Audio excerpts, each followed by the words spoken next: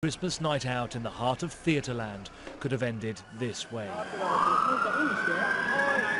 Barely 40 minutes into the evening's performance at the Apollo Theatre in London's West End, and a large section of the ceiling caved in on those seated below.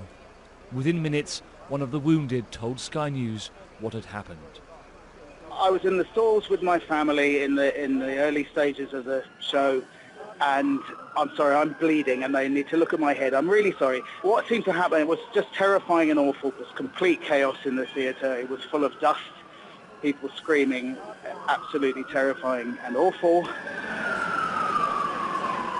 With the Apollo Theatre at near capacity, the number of injured quickly rose.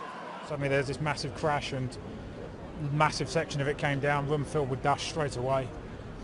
Seemed to miss everyone in the balcony that we were circling everything and just go down onto the people in the stalls. What we felt was a loud bang, debris falling on us, and then all of a sudden there was like a cloud of dust that came on us. There was soot everywhere, you couldn't see a thing, so you don't know. I mean, you fear the worst, obviously, with these things. And there was one lady that was on the floor and they had a blanket and the paramedics were seeing to her, and she had oxygen as well. And then I overheard one of the paramedics saying, "Oh, I think he's got a suspected broken leg," and they were just gradually bringing more and more people out, and then people were a couple of people bleeding from the head.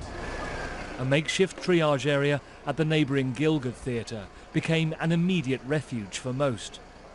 Some of those able to walk clear of the rescue operation did so, but gingerly.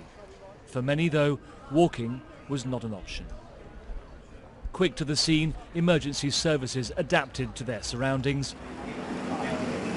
using buses trapped when the roads were closed to ferry many to hospital. In the midst of it all, phone calls home, a priority. We have taken 51 low priority patients to hospital with the help of London buses and our own staff, and 7 patients have suffered serious injuries. There are no fatalities.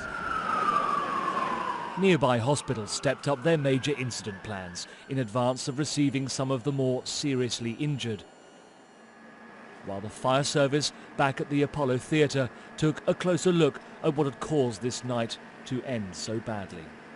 Quite quickly we're able to establish the nature of the collapse and to confirm it's been confined to some heavy ornate plastering, typical with what you would expect to find in a theatre in the West End of this age. It's fallen from the roof level, so above the upper circle if you like. It's fallen down onto the upper circle, the dress circle and the stalls. We've managed to stabilise the situation inside the theatre. The scene has now been sterilised, nobody's going in there, and investigations have started. While the emergency services now know exactly what happened inside the Apollo Theatre, they don't know why it happened. But at the very least, with everybody now out of the Apollo Theatre, the operation, in terms of those involved directly, has at least come to an end. NIMAX Theatres, which owns the Apollo, described the ceiling collapse as shocking and upsetting. The effect of an unexpected and frightening outcome to an evening with family and friends for many is just being realised. Paul Harrison, Sky News in Shaftesbury Avenue.